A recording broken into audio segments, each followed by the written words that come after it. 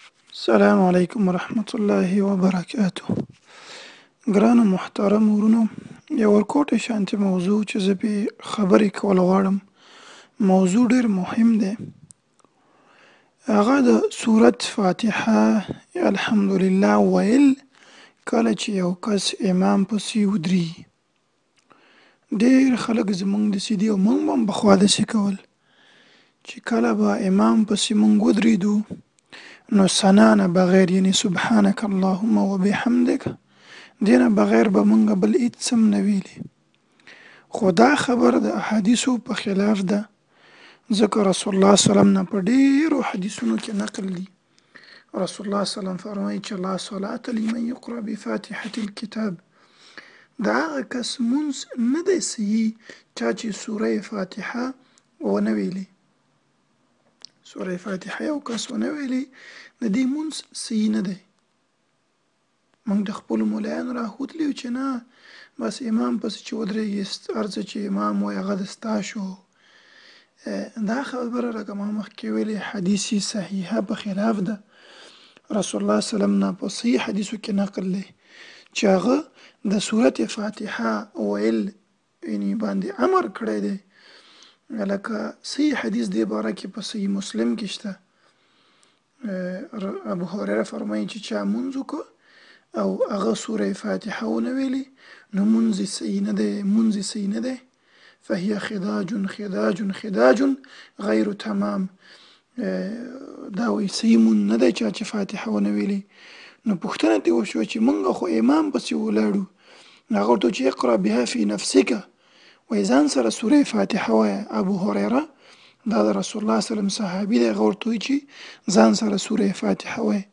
کله چې امام الله اکبر وکړي اتم سره الله اکبر یو ځای وکړي نو اول به ثنا ووایي سبحانه، هغه نه بعد الحمدلله به وایي او بیا به اوس پې سورت نه وایي، سورت به اوس پې نه وایي.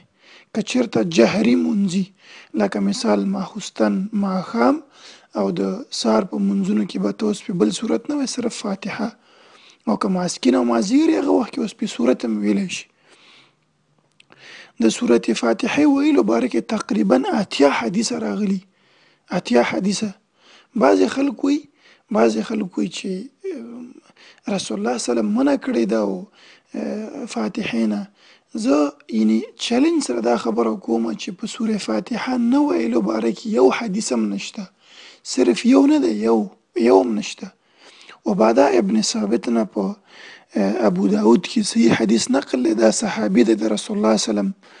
دا وایي چې زه رسول الله صلی الله علیه وسلم موږ رسول الله صلی الله علیه وسلم پسې ولاړو او د سهار مونځ و. کله چې مونځ ختم شو نو موږ ته رسول الله صلی الله علیه وسلم ویلي چې آیا تاسو قرائت کاو؟ نو موږ ورته ویلي چې هو موږ قرائت کاو. نو رسول الله صلی الله علیه وسلم وایي موږ ته ویلي چې قرائت مه کوئ خو فاتحه وایي، ځکه چې لا صلاة لمن یقرأ بفاتحة الکتاب، هغه کس مونځ صحیح نه دی چا چې فاتحه ونه ویلي. نو دې نه معلومه شو چې رسول الله صلی الله علیه وسلم صحابي د بل صورت ویلو نه منع که، خو ورته ویلي چې ته فاتحه ووایه، ته فاتحه ووایه. اکثره کم کسان چې وایي چې فاتحه ویل نشته هغه به تاسو ته داسې حدیثونه مخکې کوي چې په هغه کې د قرائت ذکر دی. او ما مخکې ویلي چې قرائت بل صورت ته فاتحې پسې ویلو ته وایي، ځکه د عباده ابن ثابت په حدیث کې راځي چې هغه ورته ویلي چې قرائت مه کوه خو فاتحه وایه. نو موږ به چې کله امام پسې ودرېږو که مونځ په جهري ماخوستن ماښام او سحر سوره فاتحه به وایو، بل صورت به اوس پې نه وایو. او که ماسپښین او مازدیګري نو بیا اوس پې صورت هم ویلی شو، صورت هم اوس پې ویلی شو. او هر چا چې تاسو ته حدیث درکړي چې ولا دې حدیث کې راځي چې قرائت مه کوه، نو اسانه جواب یې دا دی چې قرائت صورت دی، یعنې فاتحې پسې بل صورت مه وایه. صحیح دی هغه به نه وایه کله چې جهر مونځي، خو فاتحه به حتما وایي، ځکه رسول الله صلی الله علیه وسلم دې صحابو ته ویلي چې تاسو فاتحه وایي. بعضې خلک دي هغه بیا تا ته د سوره اعراف 204 آیت دغه کي وایي ګوره په قرآن کې راځي چې کله قرآن ویل کېږي تلاوت د قرآن کې تاسو چپ اوسئ. واذا قرئ القرآن فاستمعوا له وانصتوا لعلكم ترحمون. وایي کله چې قرآن ویل کېږي تاسو غوږ نیسئ. او ته چې امام سره قرائت کوې نو بیا خو غوږ نیول نه شو. هغوی تاسو ته داسې خبرې کوي. موږ هغوی ته یو اسانه خبره دې کوو چې آیا دا قرآن په تا نازل شوی که نه دا په رسول الله سلم نازل شوی. آیا رسول الله سلم ته دا آیت د قرآن نه و معلوم چې هغه په حدیث کې وایي چې تاسو فاتحه وایئ؟ دا د خلکو ځان نه خبرې دي. د آیت شان نزول باره کې ډېر خبرې دي.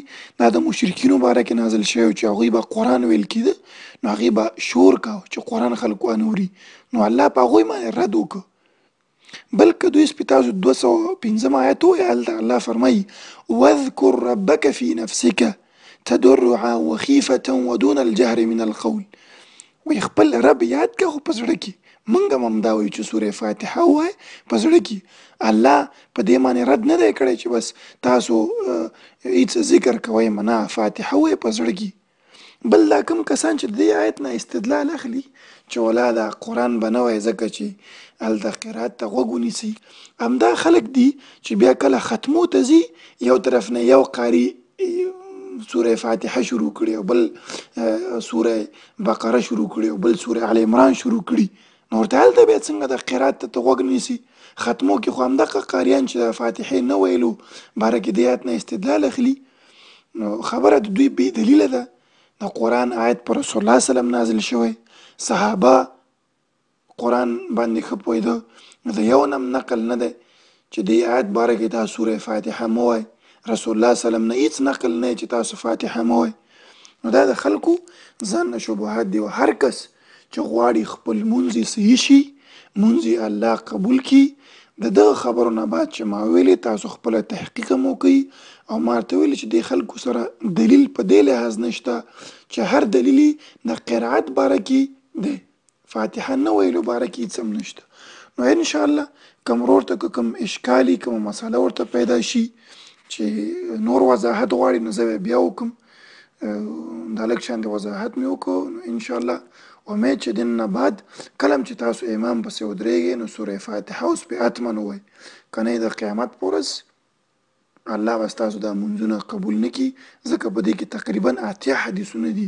80 حدیثونه چې په یو مسله کې راشي نو هغه وړه نه ده او دا غټه مسله ده. هغه ملایان دي اکثره، ځکه هغوی خو د څلورو مذهبو پسې روان دي. که خبره د حدیث په خلاف هم هغوی تاسو ته وایي چې نه بس مذهب پسې به ځي، خو نه، زمونږ دین چې دی قرآن او حدیث دی. رسول الله صلی الله علیه وسلم وایي چې علیکم بسنتي، زما سنت او قرآن کې الله فرمایي چې اطیعوا الله واطیعوا الرسول، الله او د الله رسول خبره منئ، د هېڅ چا بل مولا خبر به موږ منو خو که چېرته د حدیث مطابق وه.